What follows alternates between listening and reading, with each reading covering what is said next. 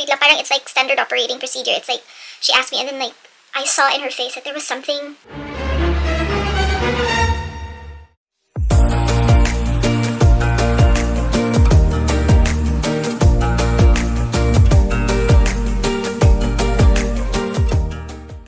Subscribe to my channel. Hey, hi everybody. I think this is going to be the most detailed video that I will be sharing with you in my YouTube channel. There were some people in the comment section asking me if I could share with them my interview experience, and of course that is part of the content calendar. It's a part 3 of my US visa immigration journey. So for those of you who don't know me yet, I'm Sai.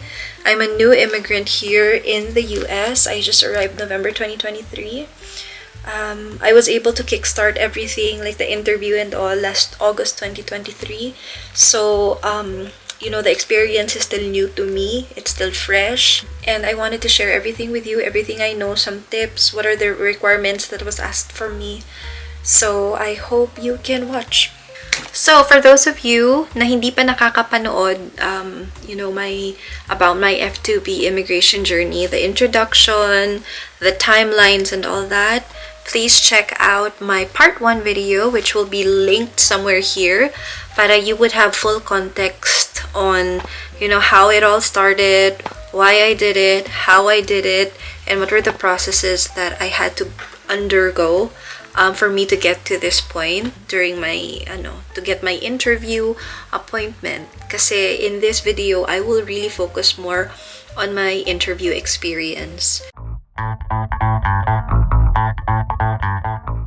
Okay, so the first part is how I knew about my petition being active, which means that how did I know that my petition is now ready to move forward and that I need to schedule my medical na and interview.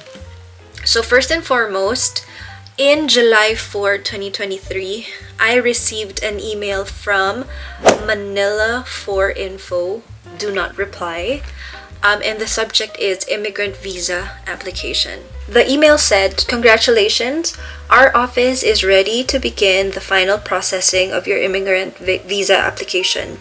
You should follow all the interview preparation instructions located on the embassy's website, and please scan the QR code below for more information."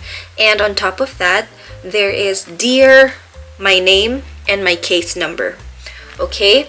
And then in this email, they also marked the requirements needed for my visa application. These are my form DS-260, my medical examination, my valid passport, photographs, and for the civil documents, they needed my birth certificate issued by the Philippine Statistics Authority,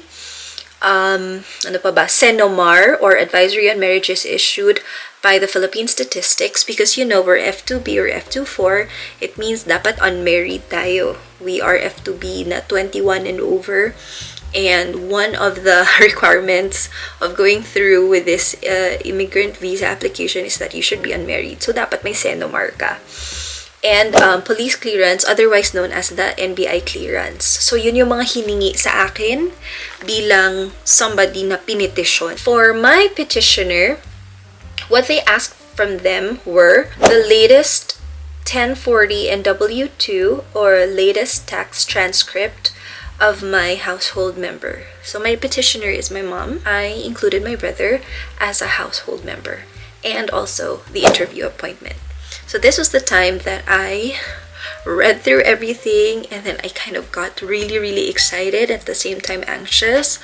So after this, I made sure that I already scheduled my medical in St. Luke's 1 week prior to my interview date. So I scheduled my medical first. I talked about it in a separate video, which I will link somewhere here. After that, I also scheduled my interview appointment. So August 25 ko ni-schedule. But it took me about a couple of weeks, also mga about a month na to really look at the schedule, because it was kind of difficult at that time to schedule an interview. So I really had to make sure that, you know, I have an interview schedule already so that it's continuous and seamless. I would like to specify that while preparing these requirements, I made sure to also prepare additional requirements in case they ask for it.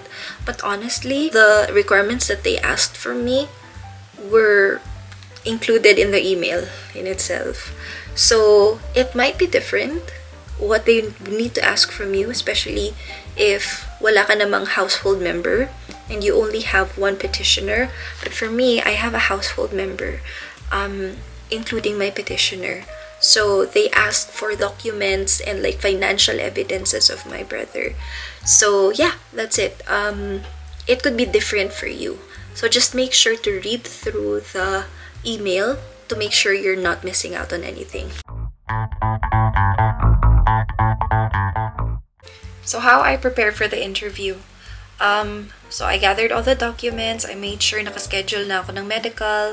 I scheduled my interview already, my interview date. We got a hotel room that's near sa US Embassy, and that's Red Planet. It's cost efficient, does the job. And the reason why I really wanted to stay somewhere near, kahit technically within Metro Manila lang naman kami, is so that I can have a good night's sleep. Kasi syempre, you don't want to show up to your interview looking, you want to be decent, right? So I wanted to make sure I could get a good rest and, I can sleep well, and I won't experience any hassle sa traffic. Because of course, if there's one appointment that you really don't want to miss, it is your interview appointment. This is a life-changing moment for you, and you'd want to really prepare for it. I made sure that we were very near. So my interview appointment was at 6:30. I know it's very early. I wanted to get it done during the day. If I get any result, at least nandyan na. How you should dress for an interview. Dress comfortably and be decent. It's like going to a job interview. Me, myself, I put on a nice shirt and then a blazer and then my most decent pants, and then I wore comfortable heels. I made sure that my face looks okay. Kasi, you want to make a good impression. You're not supposed to bring your device with you. Any electronic device, that's a no-no. It's explicit in the email that you shouldn't bring any smartwatch, any phone, any whatever. You just bring with you your documents. The documents that were asked from you. And then you can bring a clear book. That's fine. When I was right in front of the embassy, there was already a line. But don't worry about this, because if you arrive 15 minutes before your interview appointment, that's fine. They will ask you the time of your interview appointment, and once na nakapila ka, they will ensure that you can get inside right before your interview appointment. So when I was lining up right in front of the embassy, I just showed them my DS-260 and my interview appointment letter and my passport. And they put some sticker on it or something to efficiently identify what we should do next or how we should proceed. They just ushered us inside the building. When we were inside the building, there was a scanner. So we just scanned our clear book, and then, the guard made sure that we didn't have any electronic devices. Again, this is explicit. Like, they would tell you it's not allowed. You're not supposed to bring your phone with you. You're not supposed to record or whatever. So, it's okay. I can live with that. So, yun. And by the way, I brought an alcohol also. So I proactively asked them, is it okay to bring an alcohol? And they said no. So I just left it outside. And it's okay, paubos na rin naman siya. And, it's not like they don't have that there. I mean, there's plenty. So after being ushered to inside the building, the first level was talking to an immigration officer. So she just wanted to verify all my documents, and she organized it in a specific way so that it's easier to move to the next stage. She asked me for my name, my date of birth, who my petitioner is, and when was the last time I saw her. So sinagot ko lang lahat.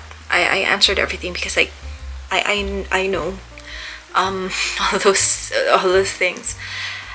And then it was weird because it was straight lang. Parang it's like standard operating procedure. It's like she asked me, and then I saw in her face that there was something bothering her. Or I saw in her face that something didn't check out. Medyo may konting kaba na ako. Oh my God, is your mom a US citizen? And I told her, no, she's not a US citizen. And then she began asking me for my mom's green card, a photocopy of her green card. And I was like, I don't have it with me. But I told her, because I know the documents that I uploaded in my SIAC, Consular Electronic Application profile, I told her that everything, my mother's ID, was uploaded to my SIAC account. So I told her that, but I don't have that with me. And then she was like, she went silent for a moment. And she was like, sure ka? Yes, I know my mother is a permanent resident, but she's not a US citizen. And I was self-assured about that because I know that for a fact. Konti na may nag-creep in na nakaba sa akin dito. And then she eventually asked me for a copy of your appointment letter, interview appointment letter. And then I gave it to her. And then that's the time that she confirmed that I am an F2B because I am petitioned by a green card holder and not a US citizen. And then turns out mali lang yung sticker na nakapaskil sa passport ko. So that's it, guys. Ang tip ko lang dito is, just make sure you understand the documents that you have and you don't have, and know your petitioner. Of course you know them because chances are they're one of your immediate family, diba? So and be confident in answering that what you have, na it's all in there. And since if you're the one who is uploading all of your documents, if hands-on ka din sa process na ito, then chances are you'll be very confident about the things that you will say and you will share. First level passed. Whew! And then what I appreciated during that interaction was that she already organized the documents. And then she told me, don't change the order of these documents because this is what they're gonna ask from you. So, she made sure that my documents were organized in a certain way, and then she told me, you go to another booth. So that's the time that I went to another booth, and she was a nice European lady also who was like, okay, can I get your documents? And then yun, pina-finger scan na niya ako. And then that process took 10 seconds. And then eto na, after the fingerprint scanning, interview na. But we waited for almost an hour then because I think mine ended at around mga 7:20, 7:30. So we had about 30 minutes to wait for the windows to open. So dinala na kami sa waiting area. So nakakaba because there are a lot of chairs, like there are rows and rows of chairs, and then there are interview booths right in front of you. Even if you're at the back, you can still hear it. So imagine if you're the first one. I call that you're the first blood. Parang ikaw yung first sacrifice. Na parang when the booth opens, and then you're the first one there, and then people would be listening to the conversation because you have no cell phone. Wala kang magawa doon. So kung ikaw yung first na i-interview, nakaka-conscious kasi syempre everyone will hear. And then people don't have anything to do while they're waiting. You don't have your phone with you, you don't have a bag with you. You only have your documents, and of course, nakakaumay naman na basahin yung documents na meron ka kasi kabisado mo na yun, diba? So, I mean, even if you don't want to, unintentionally, you really will overhear what's going on. The tension was so palpable. It's so thick you can slice it with a knife. And then there it is. The booth opened. The first booth opened. And then, a couple of seconds and minutes after that, tuloy-tuloy na mag-open yung other booths. So, yun na, oh my God, nakakakaba na talaga siya. I am transported to that moment na nakaupo lang ako and like, I don't know what to do with myself. So, I was just praying. And then, the first one, actually, may na-overhear ako na parang, etong booth na to, the first booth that opened, sabi ko, bakit parang parang ang haba naman ng usapan nila. And then, pero in the middle of it all, may tawanan na parang casual. Pero syempre, alam ko na yung ini-interview, medyo kabado siya. Pero sabi ko, sige, mukhang may tawanan naman. Baka okay naman to, mabait naman to. Tapos after nung natapos na yung interview niya, parang alam mo yung parang a weight was lifted off of her shoulders, and like I couldn't help but feel happy for her too, because she was like, yay! And then like I know people were silently cheering for her. So ayun. And then yun na, nag-open na yung ibang booths. So syempre, yun nahahati na yung focus. While I was on my chair, I was ruminating, I was praying. I haven't even decided yet kung saang booth ako, na parang, Lord, please, I hope that I get to booth number ganito. Hindi ko pa alam. Like, in the middle of my prayer, I don't know kung saang booth ko gustong mapunta. And then I was like, siguro sa booth ganito, that's okay. Kasi mabilis siya. Kaso lang, baka mabilis siya dahil nang de-deny siya. Yung ganun. So, like, nakakatawa. What's the internal monologue happening inside my head? And I was like, I was praying, and then boom. So, tinawag na yung name ko. Ayun na. I took a deep breath, and then, okay. Prior to that, may mga tatlo ng in-interview, yung interviewer. It was quite long. Like, praying na parang, you know, this guy, medyo mahaba lang siya, this interviewer, medyo mahaba lang yung conversations, but I guess, you know, I have a good feeling about it. I was ushered to that booth, okay? So this was the very first booth that opened. I'm so scared kasi on average, mahaba yung interview process. Yeah. So I'm like, maybe this guy's really, really comprehensive and like inquisitive and stuff. So, okay. And then I went na. I walked. And then I took a deep breath and I said good morning. Because, you know, you need to be polite, right? He asked me the following questions. What is your name? What is your date of birth? Who is your petitioner? And when was the last time that you saw your petitioner? I answered everything. Isang tanong, isang sagot. And then after that, he made me do an oath. So essentially, the oath was like, I shouldn't be married. Because again, it's an F2B. You're supposed to immigrate as an unmarried child, right? Of a petitioner. So I was like, okay, yes. And then he asked me about things like, you know, have you ever been incarcerated? Something to that effect. I forget. But like, you know, those are all standard questions. After that, he told me, okay, thank you. I'm gonna hold on to your passport. You should expect your visa to arrive in X days. Congratulations and welcome to America. I didn't know what to say. Because all in all, I think it just took like, 2-3 minutes. It was so fast. The consulate didn't ask for any information from my brother. It was all standard. He didn't even ask any other information from me other than my date of birth, who is my petitioner, what is my relationship with my petitioner, when was the last time I saw her. It was so fast. It was so frictionless. It was done in all in about 3 minutes. It's 13 years of waiting. And then like, alam mo, before that, hindi ko alam how I can contain my emotion. Kasi let's say, finally, when I get to hear the words, you're approved, parang naiiyak na ako, na sabi ko, oh my God, baka himatayin ako sa saya, or like sa pag na-overwhelm ako and all. But then when you're there, and then when you experience the interview process, how I did, it was like, huh? This is it? My brain couldn't keep up with the emotions yet.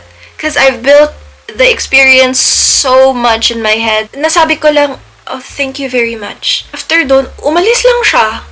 Dala-dala niya yung pasaporte ko, tapos yung mga civil documents ko, nilagay niya lang sa parang slot sa baba nung parang glass.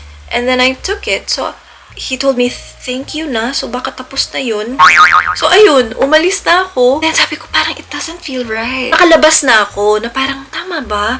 Parang, tama ba na umalis lang ako? Baka kasi niintay niya pa ako or something. Baka may bibigay pa siya whatsoever. Kasi kinuha niya lang talaga yung passport ko. So, what I did, I asked the attendant. Sabi ko, hi, I don't know if I was dismissed properly, but am I supposed to So the attendant, she was like, she politely cut me off and she told me, we have a specific booth wherein you can ask questions. So, I went to that booth and I told her the same predicament, that I don't know if I was dismissed properly.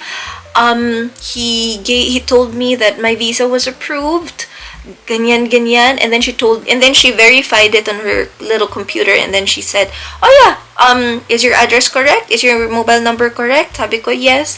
"Okay, so you don't need anything. You're good. Your visa will be mailed to you in your address." 25 was my interview date. 26, 27 is a weekend. 28 is a holiday, national holiday. 29 and then 30, I got my visa on hand. When you apply for your interview schedule in the CGI portal, they will ask you how you want to receive your visa. So it's via pickup or if you want it to be mailed to you. And then when you choose that your visa will be mailed to you, you will be asked in the CGI portal to put the delivery address there. So that's why they really didn't ask about my delivery address already or something like that. So everything was seamless. Most of the stuff I did, most of the work I've done was actually online. I feel like the whole interview process was just a formality only. I hope that would help everybody by sharing my experience with you guys. Huwag kayong magpakaba, kabisaduhin nyo lang. You can do it. So that's it, guys. That's my journey. Subscribe to my channel.